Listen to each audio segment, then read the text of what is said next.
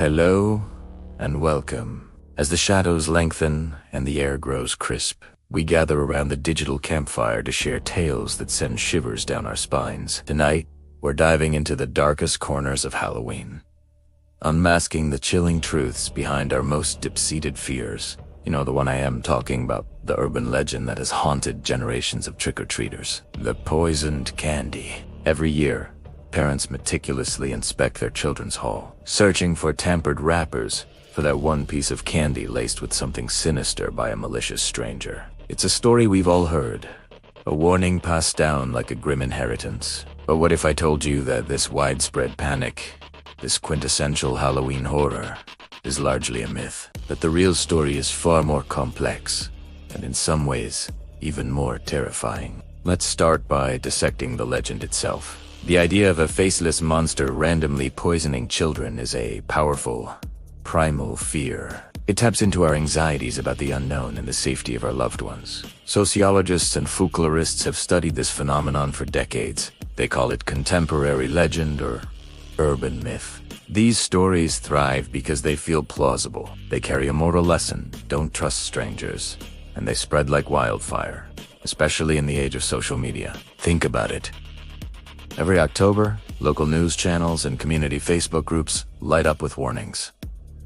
Check your kids' candy? Someone found a razor blade in an apple. But when you trace these reports back to their source, the vast majority fizzle out. They turn out to be hoaxes, misunderstandings, or pranks that got out of hand. A teenager trying to scare their friends, a child accidentally dropping a pin into the candy bag, or even a parent fabricating a story for attention. Researchers who have tracked these claims for over half a century have found virtually no confirmed cases of a stranger randomly killing or seriously injuring a child with poisoned Halloween candy. It's a shocking truth, isn't it? The bogeyman we were all taught to fear simply doesn't seem to exist in the way we imagined. The real danger on Halloween night isn't in the candy bag. Statistically, it's far more mundane, like traffic accidents. Children are more than twice as likely to be hit by a car on Halloween than on any other night of the year. So, if the random poisoner is a myth, where did this terrifying story come from? To find the answer, we have to travel back in time, to a specific night of horror that cemented this fear in the public consciousness. We have to go back to 1974. The place was Pasadena, Texas. The victim, an 8-year-old boy named Timothy O'Brien. On Halloween night, Timothy went trick-or-treating with his father, Ronald Clark O'Brien, his sister, and some friends. Later that evening, Timothy complained that a pixie sticks he had eaten tasted bitter. He began to vomit violently and went into convulsions. Before he even reached the hospital, young Timothy was dead. The cause of death was cyanide poisoning. The community was gripped by terror. The monster was real. A stranger had finally done the unthinkable. Police immediately confiscated all the candy from the neighborhood, fearing a mass poisoning event. The story exploded across the nation, confirming every parent's worst nightmare. But as investigators dug deeper, the story took a horrifying turn. They discovered something unsettling. It wasn't just Timothy who had received a cyanide-laced pixie sticks.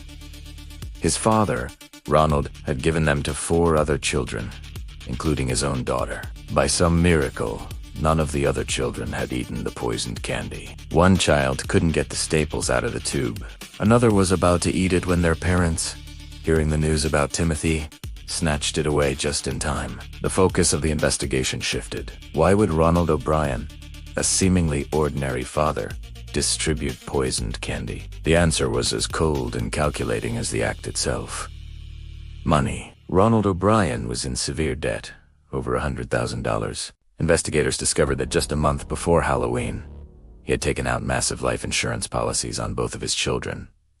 The truth was sickeningly clear. This was not the work of a random, faceless monster. This was a father who had murdered his own son for insurance money. To cover his tracks, he had callously endangered 4 other children, hoping to create the illusion of a random madman poisoning trick-or-treaters. He had deliberately weaponized the urban legend to commit the perfect crime.